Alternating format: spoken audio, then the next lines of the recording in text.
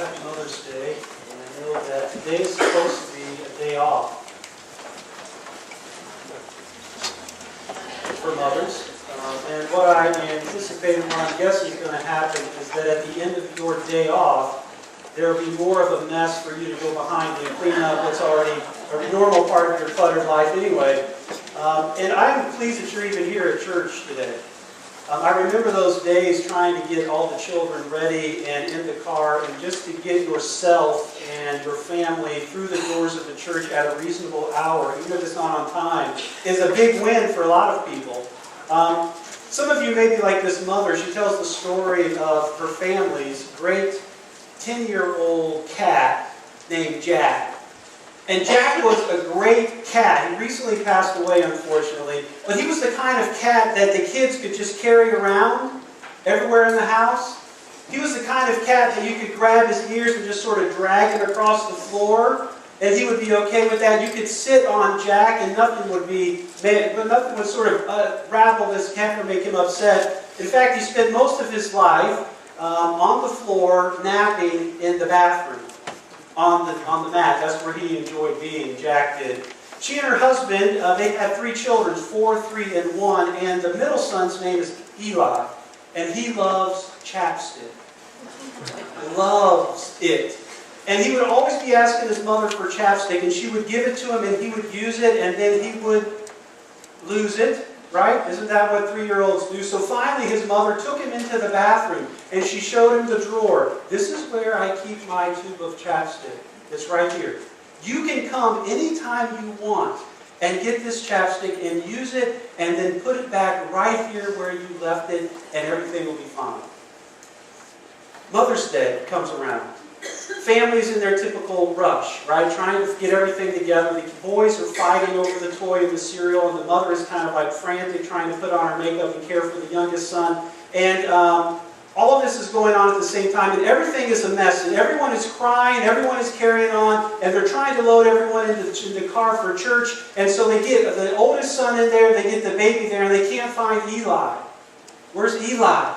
So mom's got to get out of the car and tromp in through the house. Eli, tromping nothing, didn't hear anything from Eli, trying to find him. And finally she comes around the corner, and Eli is on the floor.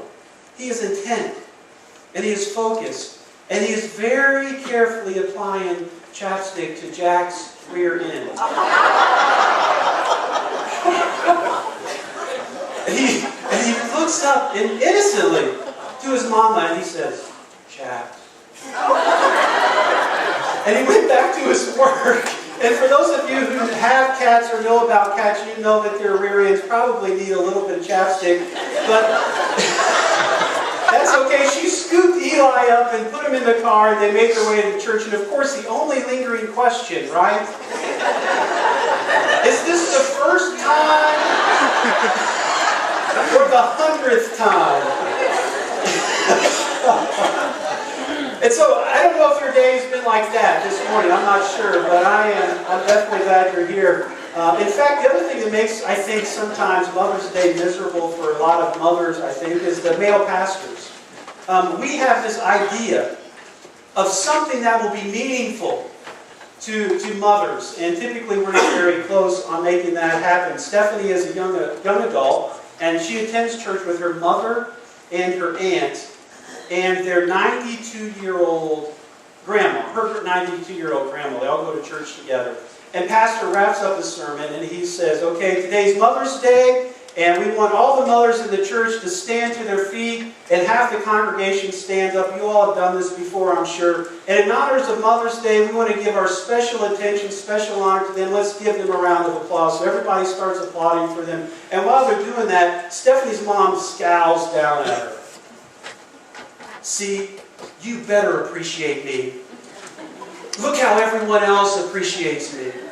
They're all clapping for her. And Stephanie knows she's going to lose this argument, right? She rolls her eyes. Mom, I do appreciate you, but shh, Pastor's speaking. And so we're kind of gathering and basking in this wonder maternal light that's going on there. Okay, today we want to honor the oldest mother in the congregation. And so the mother's age 40, and under please sit down. And Stephanie's mom sat down immediately, even though it was an absolute lie. And she glared at her daughter again with that, don't you say a word look.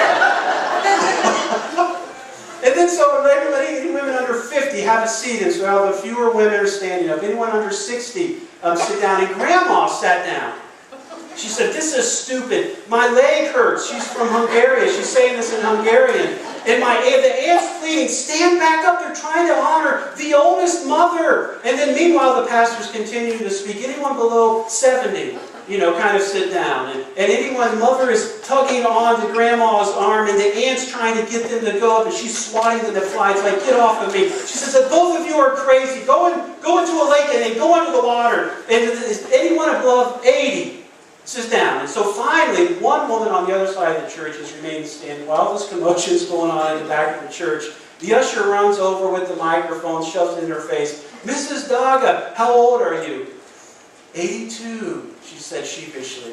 And so, Pastor, is there anyone in the congregation, older than 82? And the entire church fell silent, except for Stephanie and her family who are in the back, arguing loudly, right? They're back there sort of throwing a fit. This guy talks too much, Grandma says. He's always just going papa, papa, papa, papa, spouting off nonsense. Let's go home. Pastor's trying to ignore all that's going on in the back corner there. And then, okay, so I guess it goes to Faith, Faith, Faith. Mother finally yells. The usher starts to give the bath poof poof set gift bag right to Mrs. Daga. I think we have the oldest Mata. And so finally, all the heads turn to Grandma, who's sitting there, right? And how old are you? Pastor asked. Grandma looked like a deer in the headlights. Usher shoved the microphone into her face. One of the other ushers from the other side of her, Pastor, she doesn't understand. Here, let me try in German. And he walks over to her and he yells at her, Wie alt bist du? Mother looked at her. I have to read these words. Anu hani evesvagi. And the aunt grabbed her on. Kapiani I. And it didn't matter if they asked in English or German or Hungarian or Romanian. Grandma just clutched her purse and she sat with her lips sealed. Finally, Stephanie says, this is ridiculous. She's 90. But before she could finish the word, Grandma leaned into the microphone. Hello! Her voice echoed through the church walls. How old are you? Pastor is exasperated from all of this stuff. And Grandma smiled and she said, 64. And Stephanie piped up and she said, no way, she's not 64. And Grandma sort of turned over and glared and she said, you shut your mouth before I shut it for you. And so happy Mother's Day. I hope we don't have something like that today. Oh my gosh.